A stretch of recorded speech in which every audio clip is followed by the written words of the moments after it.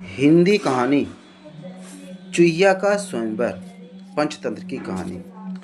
गंगा नदी के किनारे एक तपस्वियों का आश्रम था। वहाँ याज्ञवल्क्य नाम के मुनि रहते थे। मुनिवर एक नदी के किनारे जल लेकर आचमन कर रहे थे कि पानी से भरी हथेली में ऊपर से एक चुहिया गिर गई। उस चुहिया को आकाश मेमबाज लिए जा रहा था। उसके पंजे से छूटकर वह नीचे गिर गई। मुनि ने उसे पीपल के पत्ते पर रखा और फिर से गंगा जल में स्नान किया। चूहिया में अभी प्राण शेष थे। उसे मुनि ने अपने प्रताप से कन्या का रूप दे दिया और अपने आश्रम में ले आए। मुनि पत्नी को कन्या अर्पित करते हुए मुनि ने कहा कि इसे अपनी ही लड़की की तरह पालना। उनके अपनी कोई संतान नहीं थी, इसलिए मुनि पत्नी ने उनका लालन पालन बड़े प्रेम से किया। 12 वर्ष तक वह उनके आश्रम में पलती रही। जब वह विवाह योग्य अवस्था की हो गई तो पत्नी ने मुनि से कहा, नाथ, अपनी कन्या अब विवाह योग्य हो गई है, इसके विवाह का प्रबंधन कीजिए। मुनि ने कहा, मैं अभी आदित्य को बुलाकर इसे उसके हाथ सौंप देता हूँ। यदि उसे स्वीकार होगा तो उसके साथ विवाह कर लेगी, अन्यथा नहीं। मुनि ने यह त्रिलोक का प्रकाश देने वाला सूर्य पति रूप से स्वीकार है। पुत्री ने उत्तर दिया, तात, यह तो आग जैसा गर्म है, मुझे स्वीकार नहीं है। इससे अच्छा कोई वर बुलाइए। मुनि ने सूर्य से पूछा कि वह अपने से अच्छा कोई वर बतलाए। सूर्य ने कहा, मुझसे अच्छे मेघ हैं जो मुझे ढक कर छिपा लेते हैं। मुनि ने मेघ को बुलाकर पूछा, क्या यह तुझे स्वीकार है?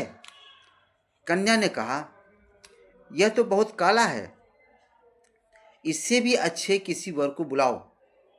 मुनि ने मेघ से भी पूछा कि उससे अच्छा कौन है? मेघ ने कहा, हमसे अच्छी वायु है जो हमें उड़ाकर दिशा दिशाओं में ले जाती है। मुनि ने वायु को बुलाया और कन्या से स्वीकृति पूछी।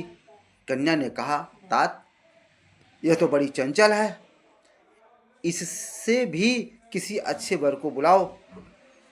मुनि ने वायु से भी पूछा कि उससे अच्छा कौन है? वायु ने कहा, मुझसे अच्छा पर्वत है जो बड़ी से बड़ी आंधी में भी स्थिर रहता है।